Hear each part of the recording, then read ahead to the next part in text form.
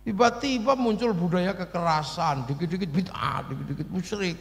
Dia nggak ngerti bahwa konsep hidup bersama itu jaga. Karena apa? Kita ini puluhan suku bangsa agama. Jangan sampai kerukunan ini tidak terjaga.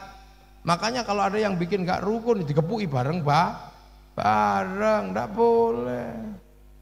Makanya kok tiba-tiba sekarang ada lagu Habib Rizik gurune NU, dia ribut aja kok tiba-tiba jadi gurune NU itu kok diceritane. Makanya Kiai Said Akil ngomel itu kemarin, apa itu kok tiba-tiba Habib Rizik gurune NU katanya. Ini konsep gede. Jadi setelah nanem itu ditata semua. Makanya begitu jadi NKRI konsep besarnya adalah Pancasila, tertinggi tetap Tuhan, nggak ada penghinaan pada Tuhan. Ketuhanan paling tinggi. Setelah urusan ketuhanan, kedua adalah urusan kemanusiaan, karena dunia ini urusannya manusia. Ya kan? Orang bikin kursi gara-gara bokongnya manusia. Orang punya mic karena kupingnya manusia. Orang punya pabrik pempes gara-gara nya manusia. Dunia dan seisi ini bulat ya, makanya kemanusiaan. Manusia nggak bisa hidup dan berdiri sendiri, butuh persatuan. Manusia nggak bisa hidup sendiri, bahkan agama pun nggak bisa sendiri. Mayuridillahu bi khairan yufaqihu fiddin. Siapa yang dikehendaki baik oleh Allah, maka dia dikasih ngerti urusan agama lah. Khaironnya nakiro, khairon kalau nakiro maknanya khairon kamilan, kebaikan yang sempurna. Baik sempurna itu milik Allah, kalau manusia nggak sempurna baiknya karena pasti bersama yang lain. Contoh malam hari ini pengajian ini baik nggak? Terus yang paling baik siapa? Ya kiainya. Lah iya minumannya aja banyak. Jadi kalau malam ini pengajian itu baik, maka yang terbaik ya saya. Tapi saya nggak boleh ngaku paling baik karena saya terlihat baik di sini diundang kiai. Kalau nggak diundang kiai saya nggak kelihatan baik di sini. Lah kalau gitu baik saya apa baik kiai? Ya nggak bisa, saya nggak datang pengajian kiai juga jelek. Loh, itu baik baru dua itu udah ribut. Apalagi kalau sampean ikut-ikutan yang baik ya kami kiai. Lah kenapa? Mau datang. Coba kalau nggak ada yang datang ini bukan pengajian lah, apa? Check on. Lu kan kacau itu sudah. Lu ayo. Terus tiba-tiba tukang son ikut-ikutan, yang baik ya kami kiai. Lah kenapa? Nah, sonnya tak pateni wis rampung gitu. Mana ada? Terus kata yang bikin tenda, yang baik ya kami kiai, kalau nggak tak pasangi tenda bubar kudanan. Padahal yang biasanya masang tenda gini sholatnya juga nggak terlalu rajin. Biasanya gitu, nggak tahu kalau di tempat saya gitu. Nggak, karena nggak ada kiai menek-menek tenda itu. Duh, tapi itu nyata. Bahwa kebaikan nggak pernah bisa berdiri sendiri. Makanya manusia jangan pernah menganggap aku bisa, nggak bisa. Makanya Allah mengajarkan kalau doa makan Allahumma barik lana. Kenapa bukan barikli? Ayo. Ya karena makan urusannya banyak orang, yang masak siapa, yang nanam siapa, yang panen siapa, yang bikin bumbu, yang nanam bawang banyak. Beda semua itu, apalagi bumbu nggak enak kalau nggak dikasih garam. Yang bikin garam orang pesisir. Cirebon, pesisir Indramayu bikin garam, gawe uyah gitu. Sampean ngerti waktu bikin uyah orang uyo? Jangan-jangan waktu bikin uyah nguyo podo asine. Uyu. Lah ini makanya konsep berikutnya setelah kemanusiaan itu persatuan. Lah persatuan nggak akan terjadi kalau manusia nggak bisa menghargai orang lain. Bahwa manusia itu setara di hadapan Allah. Makanya persatuan hanya bisa terjadi kalau ada konsep kesetaraan, namanya kerakyatan. Berbeda-beda silahkan, tapi harus saling tanggung jawab. Tapi memahami perbedaan itu juga nggak mudah, butuh hati yang luas. Hati yang luas dan penuh nilai ketuhanan. Hati yang luas dan penuh nilai ketuhanan adalah hati yang penuh hikmah. Makanya kerakyatan hanya bisa dipimpin oleh hikmah. Itu pun butuh kebijaksanaan. Seandainya sampai jadi bupati, asalnya kecamatan putri Palimanan, kok yang diurus Palimanan tok, itu namanya bijak sini. Jadi walaupun sampean asalnya paling yang lain juga diurus, Tegal Kubuk, pundi-pundi diurus. Kalau cuma ngurus daerahnya itu namanya bijak sini. Itu pun masih butuh permusyawarah. Paroten harus dimusyawarahkan, nggak boleh bertindak sendiri dan butuh perwakilan, baru akan tercipta keadilan sosial bagi seluruh rakyat Indonesia. Wa syai'in fi mahallihi. Loh. Tidak main-main. Jadi negara ini konsepnya paripurna. Makanya kalau ada anak-anak muda sekarang Pancasila tauhid suruh sini tak tapuk cangkemmu ke. Nggak boleh. Ini sebuah sikap way of life. Pandangan hidup berbangsa bernegara. Makanya Islam tumbuh paling bagus hari ini. Negara yang lain mana yang pertumbuhan Islamnya paling bagus kalau nggak di Indonesia? Nah itulah maka kemudian kita ini bergerak, yang jaga tetap ada, yang nanam terus ada, tapi jangan lupakan para pendahulu. Nah itu makanya kita khol juga jalan, haflah juga jalan. Karena apa? Islam harus tetap diajarkan karena tugas kita mengajarkan agama Allah. Itu. Nah itulah maka akhirnya tinggalan ini kita jaga. Yang paling berat adalah menjaga persatuan. Makanya agama jangan menjadi landasan perpecahan. Makanya kiai-kiai masih selalu bersatu, berdoa. Yang lain udah nggak mau bersama. Kita masih kiai netok yang doa, santri ini aminah. Amin, amin, amin, amin, amin. Nek kedawan, amin. Kiainya paham, walhamdulillahirabbil alamin. Yang lain udah nggak mau berdoa bareng-bareng, bisa-bisa sudah. Kebutuhan kita beda-beda. Kalau enggak, kalau ya sama ya berdoa ya bareng-bareng. Kalau yang doa semakin banyak dibawa ke alun-alun Palimanan, namanya istighosah kubro. Begitu sampai sana semua terlibat. Rakyat yang berbeda-beda terlibat, ada yang jual bakso, ada yang jual jamblang, ada yang jual empal gentong, ada yang jual pelembungan, semua berjalan, kerukunan terjaga, roda ekonomi berputar. Ada orang selawat, ya selawat saja, biasa kan kalau selawatan di kampung-kampung. Ada yang marhaban ya nurul aini, marhaban marhaban marhaban jandal husaini wallah marhaban marhaban. Ada yang begitu. Tapi ada yang suka dangdutan, ya dangdutan. Ya Rasulullah salamun alaik dadadeng dadadeng. Ada.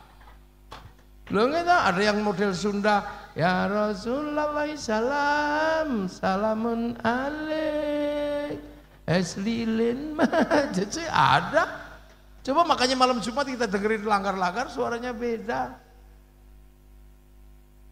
Itu ada yang lagu Jawa, ya Nabi salam alaika, ya Rasul salam alaika. Angriak numpak perahu layar ada. Ada yang tarling, Nini Damini ada. Nambang dawa ada. Dipegat beli, diurus beli, alias nambang dawa. Ada yang gitu, macam-macam kan. Ada yang lagu apa itu yang pemuda idaman jadi impian. Ada yang kayak gitu kan. Loh, ini sebenarnya dinamika sholawat, tapi begitu yang ngajak sholawat semakin banyak, bawa ke alun-alun Cirebon, jadinya Cirebon bersolawat. Wah, slayer laku, sepanduk laku, gagang pancing laku, copet juga hadir. Lu itu kan indah beragama. Ada orang mati, diurus bareng-bareng 3 hari, 7 hari, 40 hari, semua jalan. Ayam laku, jajanan laku. Kalau ziarah bis pariwisata laku, di makam wali jual katok laku, jual tasbih laku. Jual nasi laku, paring juga ada yang ngasih di Gunung Jati itu. Ayo barokah. Aku semuanya hidup, bahkan copet juga di situ ada. Duh, betapa indahnya. Begitu sampai makam orang rukun semua walaupun beda-beda. La ilaha illallah. La ilaha illallah. Ini belum selesai rombongan satu. Sallallahu ala Muhammad. Sallallahu ala Muhammad. Karena ini imamnya muda. Sallallahu ala Muhammad. Akhirnya sing la ilaha illallah ikut gitu. Kalah sama yang gede. Ya kan, ada yang ibadallah rijalallah. Aghizuna li ajlillah. Wa kunu aunana lillah azanakallah bifadlillah. Itu satu majelis rukun, tiba-tiba ada satu banser masuk dikira copet, gak taunya bawa speaker, rombongan dari Palimanan ditunggu di bis. Ini ya rukun. Ini betapa sebuah sistem beragama yang sampai gak akan ketemu di negara yang lain. Makanya Islam di Indonesia kerukunannya terjaga. Karena apa? Tumbuh dari tradisi, berkembang dari para pendahulu. Makanya sekarang ada yang kemudian nggak paham itu, para pendahulunya diganti, ribut. Tiba-tiba muncul budaya kekerasan, dikit-dikit bid'ah, dikit-dikit musyrik. Dia nggak ngerti bahwa konsep hidup bersama itu dijaga. Karena apa? Kita ini puluhan suku, bangsa, agama. Jangan sampai kerukunan ini tidak terjaga. Makanya kalau ada yang bikin gak rukun dikepui bareng, enggak boleh.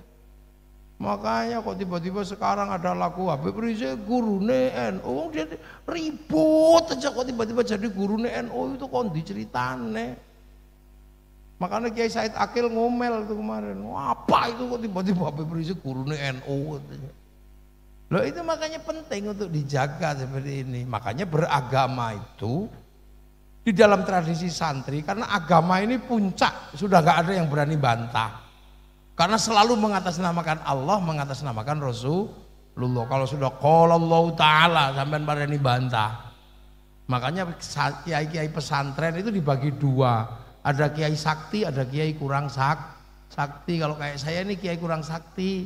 Makanya nggak usah dibatasi karena bisa diinterupsi. Udah malam sudah selesai saya. Nah kiai paling sakti itu siapa? Kiai kalau sudah khutbah Jumat paling sakti. Nggak ada orang berani kalau kiai sudah khutbah. Kalau sudah ittaqullah, sampai mau protes. Paling ittaqullah turu. Loh makanya kelompok khotib ini yang absolut kebenarannya karena nggak ada yang berani bantah, maka agar nggak ngawur dikasih tongkat sama suruh baca. Akhirnya begitu baca ya sopan, ittaqullah. Begitu teksnya nggak ada ya saudara Jokowi ya gitu. Bawa tongkat santun, ittaqullah. Wong pegang tongkat, begitu tongkatnya nggak ada ya nuding siapa aja ini. Makanya kalau mencari kelompok-kelompok yang kucluk-kucluk itu ya lihat aja masjidnya pasti nggak ada tongkatnya. Jadi polisi TNI nggak usah khawatir, cari aja yang nggak ada tongkat. Mulainya dari situ. Nah sekarang kok tiba-tiba kemudian kita ini selalu diarahkan bahwa Islam yang terbaik itu di mana? Gitu loh. Di sini para wali. Makanya orang tempat kita ini punya tradisi kewalian yang luar biasa. Makanya kalau mau bikin warna baru, walinya aja diganti. Iya kan, kalau bikin warna beragama baru di Indonesia, walinya aja diganti, bikin aja wali-wali baru. Yang wali-wali itu hanya sekedar sekti aja. Kalau di sini wali mampu membuat wilayah, bikin kerukunan sampai membentuk negara. Kalau konsep wali yang di sana kan hanya sekedar terbang, paling Isra Mi'raj 70 kali sehari. Ya paling begitu-begitu aja, atau memadamkan api neraka, mengundur ke pesawat, dan paling ya gitu-gitu kan wali-wali gitu banyak. Oh itu Mbak Abbas buntet aja bisa kayak gitu aja. Gak usah jauh-jauh. Generasi saya aja masih bisa kalau yang begitu-begitu aja. Tapi yang gak sekelas memadamkan api neraka ya gak itulah. Tapi kalau hanya sekedar ngerubuh wit klopo ini masih bisa. Menjatuhkan pohon semuanya ini masih bisa. Ya ayo, tinggal nyuruh banser habis.